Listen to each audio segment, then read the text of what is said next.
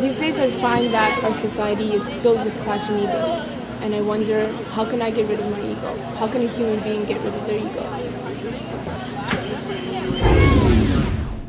How do we get rid of our ego? Yeah, once you begin to see all of the problems and the pain that it creates for you and for everybody around you, then you want to find a way to get rid of the source of the suffering. And most spiritual systems say that you need to eradicate egoism. It's the problem, but you know, it's kind of the problem and the solution. Let's look at it. Before you can do anything about the ego, you need to identify what egoism is, because it doesn't exist in and of itself. Everything in existence, all of the components of what we call creation, is just the will to receive. Everything's made out of that desire. It's our very substance, and it's already perfect, and it doesn't need to change, and in fact, it can't be changed. So the problem is not that we're created to receive. After all, since the nature of the higher creative force is bestowal, then obviously we have got to be reception. Otherwise, we'd never be able to sense what it's giving us. That our life consists of receiving pleasure, that's just a fact of nature. It's neutral. It's not good and it's not bad. Egoism is the intention that a person has about the purpose of that receiving. The word Kabbalah itself means reception. The science of Kabbalah is the method of how to receive correctly in all of our desires. Basically, if the reason that I'm receiving is to satisfy myself, then that's egoism. If my reason for receiving is to fulfill another, then it becomes giving to that person and ultimately to the upper force, to the Creator. But we can never do that naturally.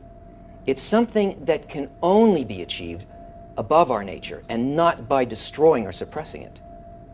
Things grow only as a result of the expansion of desire, and we're purposely given our desires in their egoistic form. It's our only tool. And it's only by expanding the ego and then correcting it that we could ever reach a state in which we would be able to exit it.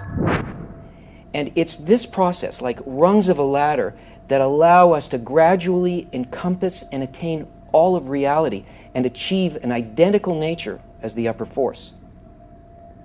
The outer action doesn't change, only the intention behind it, and that's enough. Because on the causal upper force level, intention is the only action. Imagine that there are two best friends, and one invites the other over for dinner. Because of his love for his dear friend, the host prepares a meal made of only the dishes and delicacies that he knows will satisfy him. Everything's arranged to entertain and to please his friend. Now, the guest arrives, and he sees a perfect feast laid out in front of him. And then he suddenly realizes that his friend is the ultimate giver in this situation, and that he's there just to receive. He admits to the host that he's overwhelmed by shame, and he refuses to eat.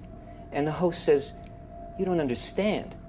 I prepared all of this just for you because I wanted you to enjoy all these things, so you'd know how much I like you. And if you don't eat, it'll spoil the whole evening for me." And then it dawns on the guest that the success of the dinner is really in his hands. And if he eats in order to please the host, then he's actually a giver.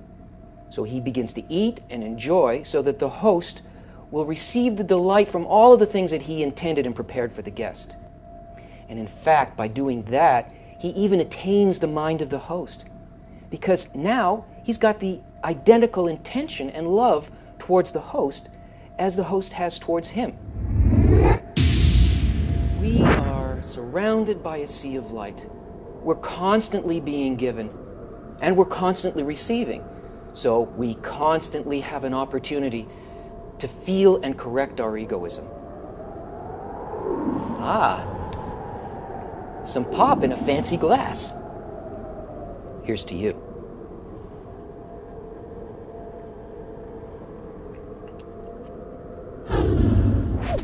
Well, that's just a little explanation. If you really want to know more, check out these links.